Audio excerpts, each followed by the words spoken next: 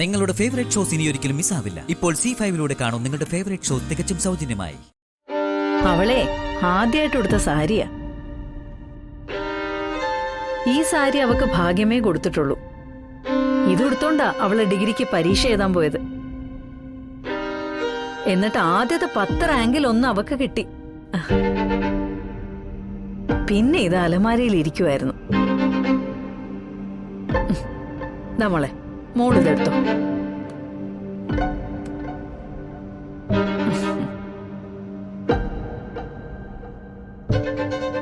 ഇഷ്ടായോ നിനക്ക്? ഞാനിതെടുത്താലും ഡിഗ്രി പരീക്ഷ എഴുതാനും റാങ്ക് വാങ്ങണമെന്നും പറ്റില്ലല്ലോ അമ്മ എനിക്ക്. 10 മുമ്പേ പള്ളിക്കൂടത്തിൽ നിന്ന് ഇറങ്ങി അമ്മയോടൊപ്പം അടുക്കളയിൽ കയറിയതല്ലേ ഞാൻ.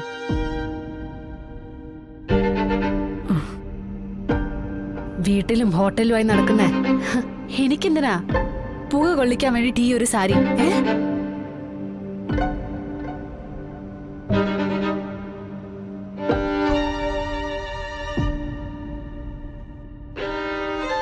മോളെ, ഞാൻ പൊടി പിടിച്ച് അലമാരയിലിരിക്കുന്നതൊക്കെ ശാരികയ്ക്കേ ചേരൂ.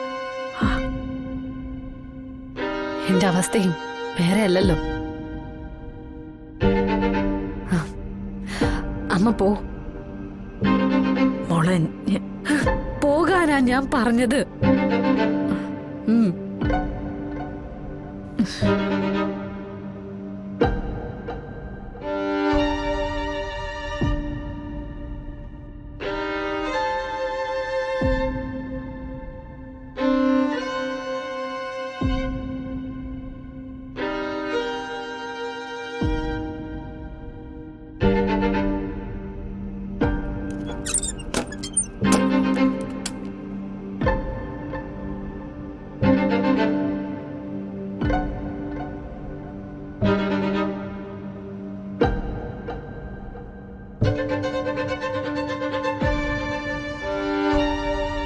അമ്മേ, അമ്മേ, അമ്മേ, ദേ നോക്കി, നല്ല ഭംഗിയുണ്ടോന്ന്.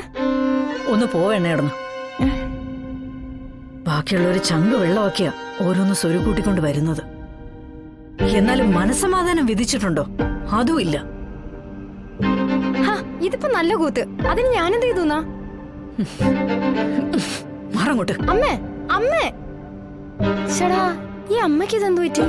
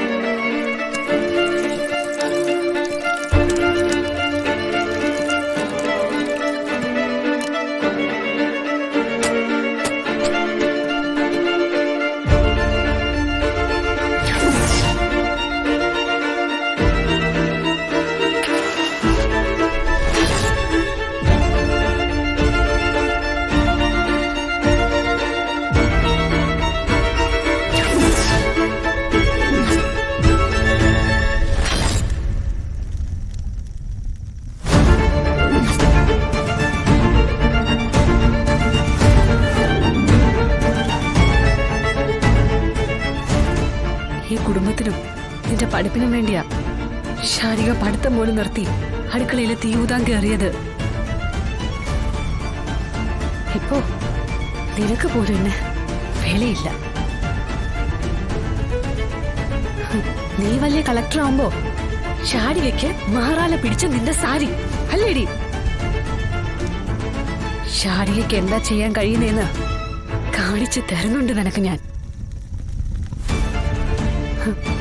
നീ മാത്രമല്ല, മക്കളോട് വേർതിരിവ് കാട്ടുന്നേ അമ്മയും പറയേണ്ടി വരും കണക്ക്.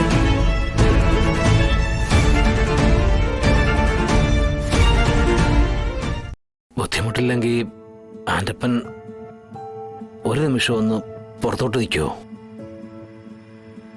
എനിക്കിവിടെ അങ്ങോട്ട്. ഓ, അതിനിപ്പോ എന്താ? എന്നാ പിന്നെ ഞാൻ അങ്ങോട്ട് നിൽക്കാം. ചരടോ. ആ എന്താ രാഘവേട്ട? ഈ ആൻ്റപ്പൻ ആളെങ്ങനാ? വിശ്വസിക്കാൻ കൊള്ളാവുന്ന കൂട്ടത്തിലാണോ? അയ്യോ, 100%. അല്ലാത്ത കേസ് ഞാനിവിടെ കൊണ്ടുവന്ന് പരിചയപ്പെടുത്തു രാഘവേട്ട.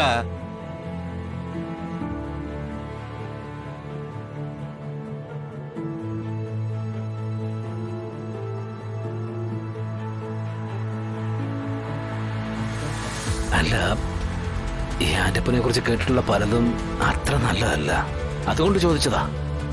അതിപ്പോ എല്ലാ പണക്കാരെയും പറ്റി നാട്ടുകാർക്ക് അസൂയ ഉണ്ടാവൂലേ രാഘവേട്ട? അവര് പറഞ്ഞു പരത്തണതാ. പത്രോച്ചായൻ അയാളെ ഇങ്ങ് വിളിക്ക്. ആന്റപ്പാ, ബാമ വിളിക്കണോ?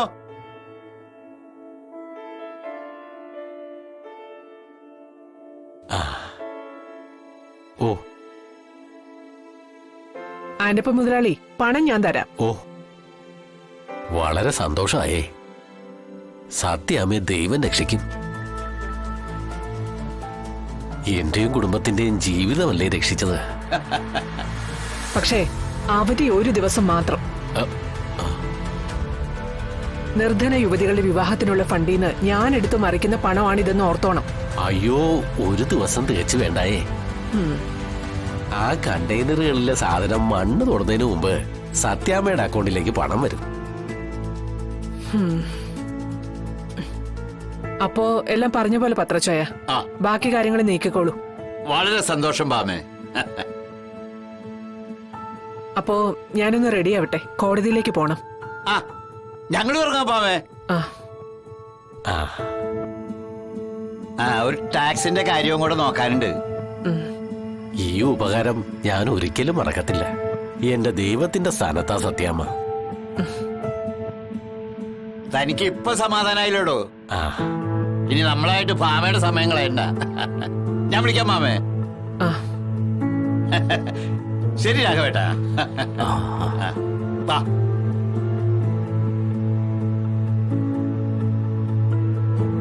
ഭാമേ,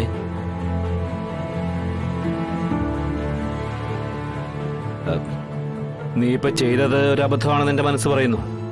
രാഘവേട്ട, ആന്റപ്പനെ തികഞ്ഞ വിശ്വാസം ഉണ്ടായിട്ടൊന്നും അല്ല.